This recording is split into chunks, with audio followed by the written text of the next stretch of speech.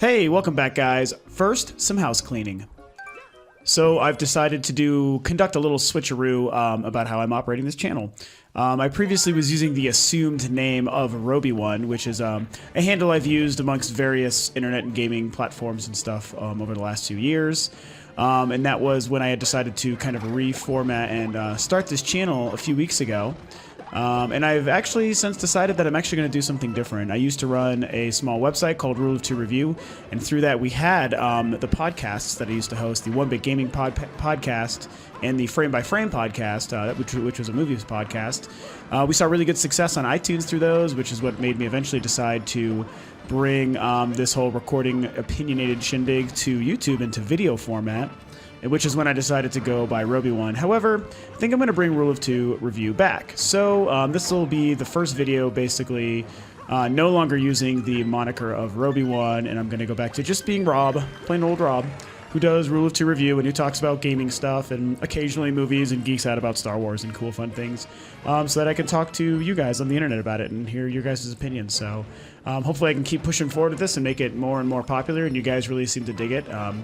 It's a brand new budding thing for me coming from podcasting and podcast hosting, so I've been really digging it. I'm going to keep pushing forward, and so it's no longer going to be Roby1, it's going to be Rule of Two Review, so I hope you guys dig it. Alrighty, so moving forward into the meat of this video is I really just wanted to do a little bit of some impressions on Super Mario 3D World, which came out just last week. It's been out for a few days. It's been getting really smashing reviews, deservedly so. I've been spending a lot of time on it. So I figured it was a good time to kind of chat about it a little bit.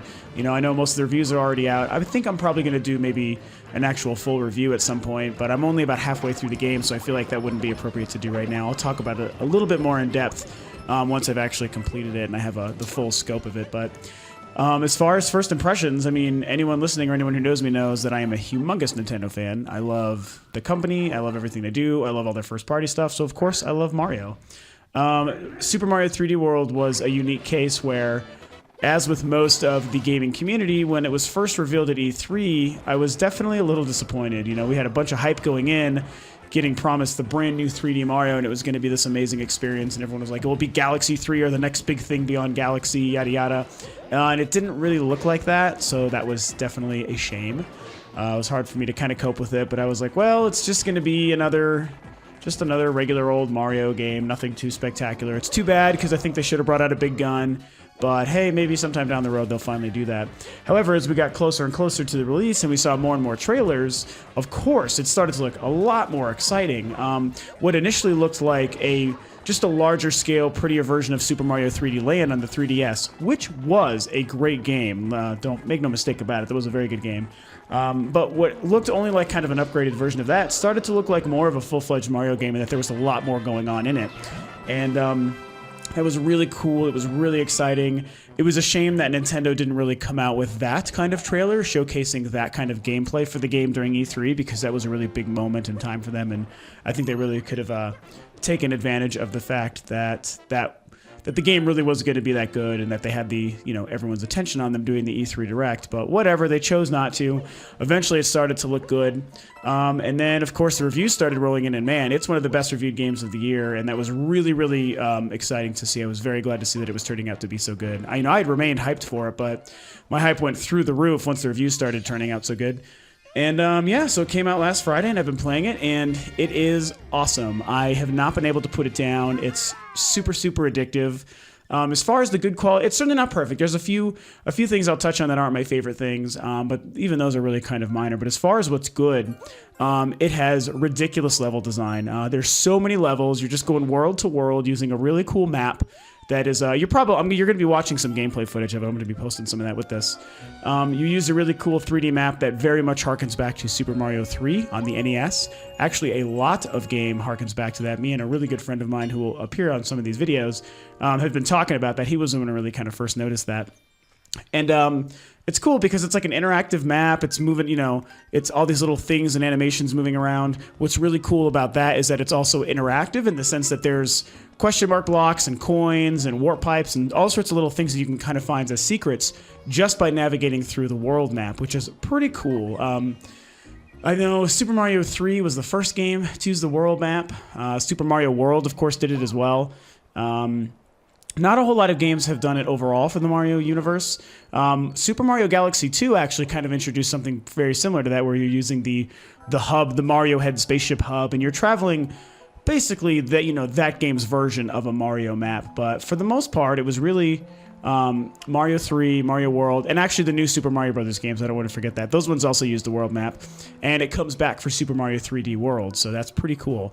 That reminds me, another good way I've been thinking about this game that you could really describe it is it's very much kind of a mix between the new Super Mario Brothers and the Super Mario 3D Land kind of game, and the more grandiose spectacle of a Super Mario Galaxy. It's really kind of in between that.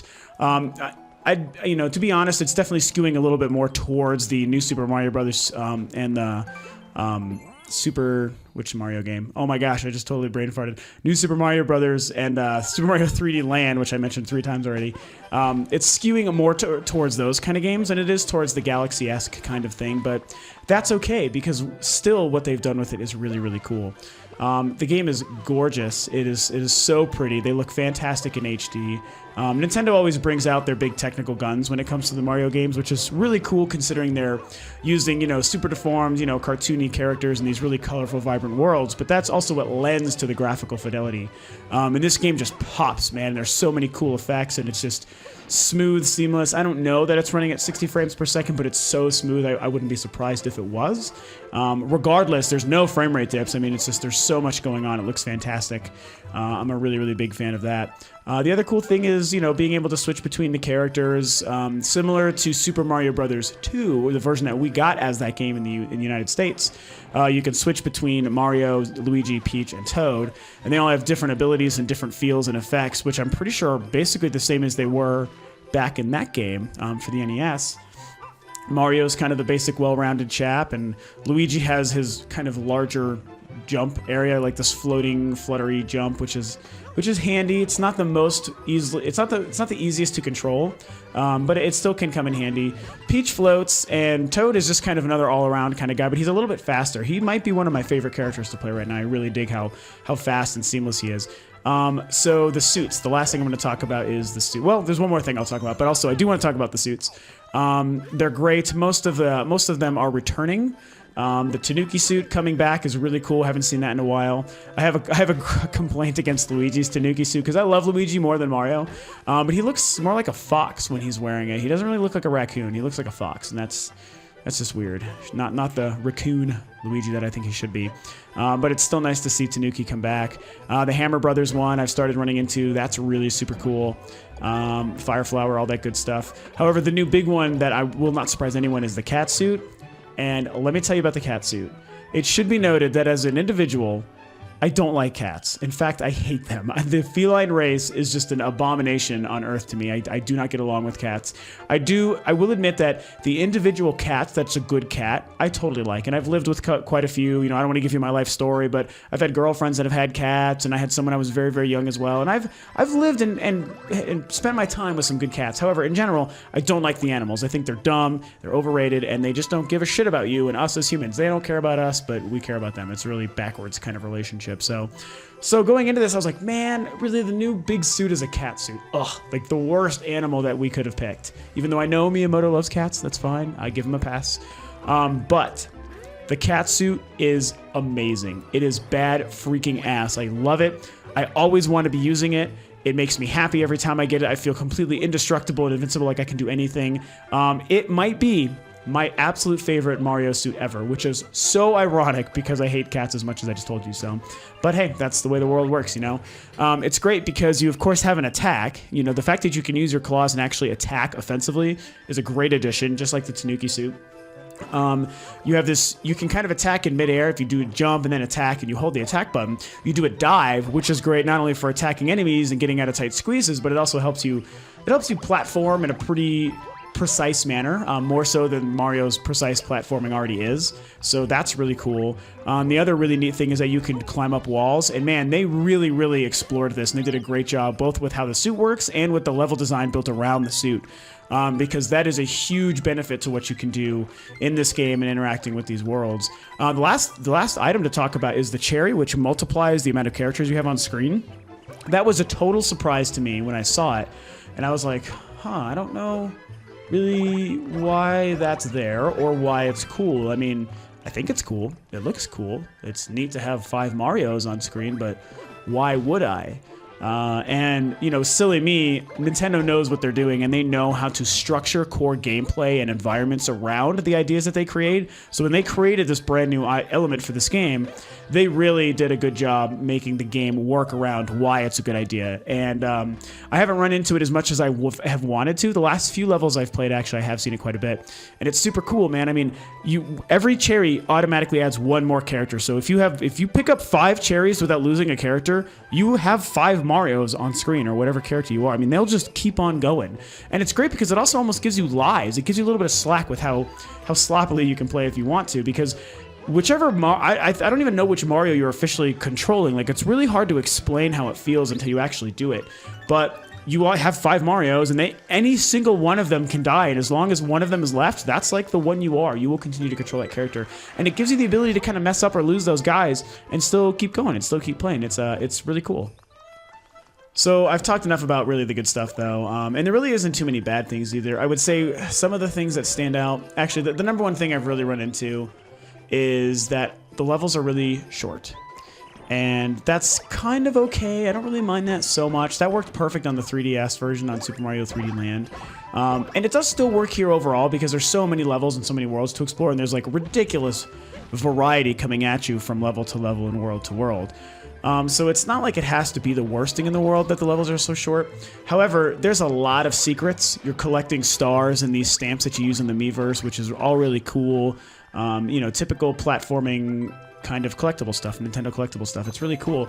And there's a lot of secrets and hidden things and touchscreen stuff, and you can climb up things and see a thing off in the distance and go jump on this platform. There's a warp pipe, and there's a cloud that shoots you to the sky, and there's all sorts of cool things. So I play games like this like I'm exploring, I'm adventuring. So even bite-sized levels like this, I still want to explore, and I do explore.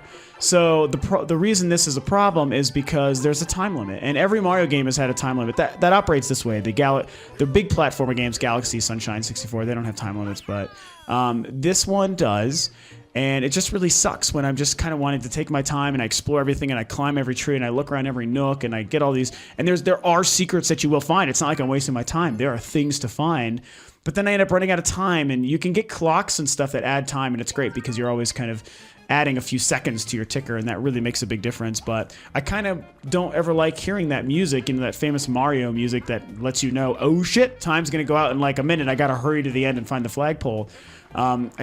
That's really kind of frustrating, only because it kind of backhandedly works as a compliment to the game, because the game and the levels are so interesting. I want to play it more. I want to play longer than the game will allow me. If it was a bad game, I'd be like, for the love of God, end this shit now. But it doesn't do that. I want to play, but I run into a time limit because of these very small levels. So it's far from game breaking, and again, it's backhandedly a compliment too.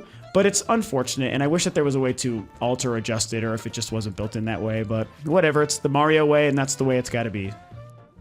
The only other thing that kind of isn't really 100% great for me is that it's, especially in the beginning, it's a little bit easy. It's actually really easy.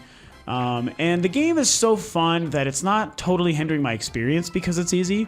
It's really just allowing me to just go through these worlds, have a lot of fun bouncing around, I've died a little bit, I've taken some damage, I lose some suits and whatever, but overall, because the levels are so short, it doesn't really kick into the challenge of like the Super Mario Galaxy games and of Sunshine, because those 3 games in particular were very, very difficult. They were great, challenging Mario platformers, of the next level.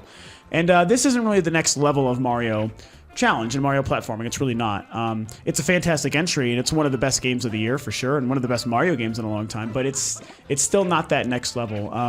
I will definitely say that I'm now into World 5, I believe, 5 of 9, and it is definitely starting to get hard. I've run into a few parts, a boss battle here and there, a boss area, I should say, and a few levels that, as the design gets crazier and crazier, which it does, luckily, the game definitely does pick up and challenge. There's been a few parts where I've died, you know, upwards of 10 or 15 times on the same part trying to get by it.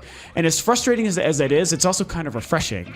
It's like, oh, thank God, this game is like pushing me a little bit. That's really great, you know. Again, it has not yet, and I do not ever see it, you know, reaching the difficulty heights of the Galaxy games and stuff. But it definitely overall, the first 3-4 worlds, most of the first 3, they're pretty easy. So if that's something you're looking for, and if a challenge is something you're looking for, and you start this game and it seems kind of easy at first, stick with it, because it really does pick up. But I definitely will feel your pain at the same time, because overall the game is a little bit easier than I would have liked.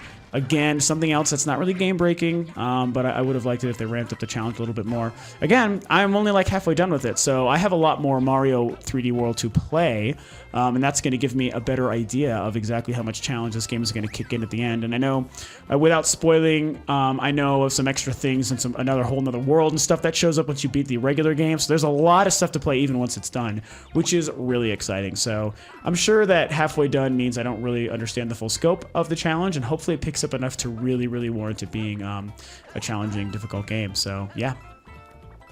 Alrighty, so those are my thoughts, my first impressions on my almost first complete week with Super Mario 3D World. Overall, fantastic, wonderful, amazing game.